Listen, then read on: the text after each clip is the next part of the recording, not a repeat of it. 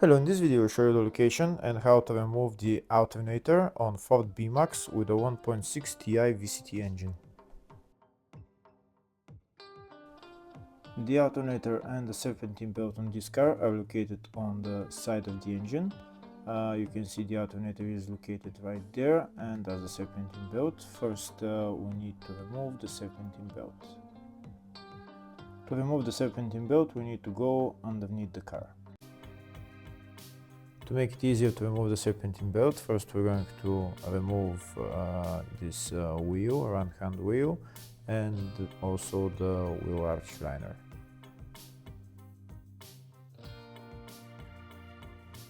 If the video is useful, please like and comment on the video and subscribe to the channel to see more videos like this.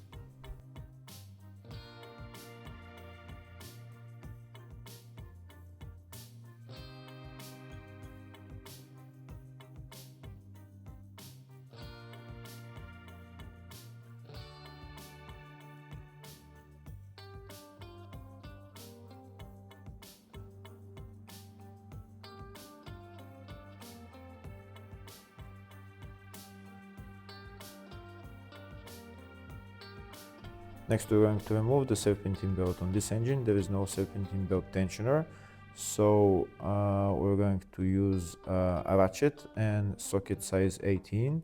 This belt is elastic, so in order to remove the belt we're going to put the ratchet onto the crankshaft pulley bolt, and we're going to use a pry bar to just pry out the serpentine belt.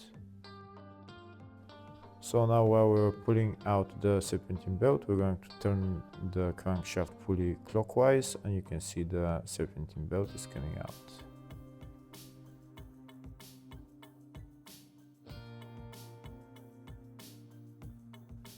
And that's the serpentine belt removed.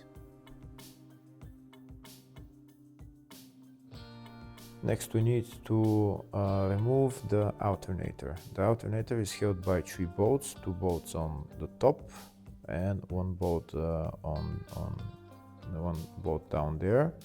3 bolts, so we need to remove those 3 bolts.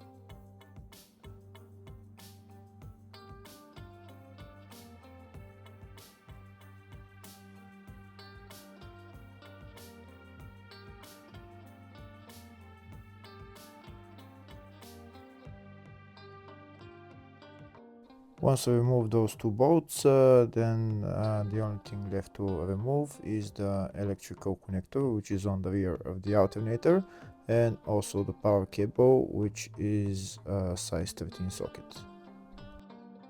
I'm not going to remove them, I'm just going to show you where they are. You can see the alternator is loose now, so the only thing left to remove is this power cable. We need to remove that cap, and we need to remove that nut, and also the electrical connector, which is right there.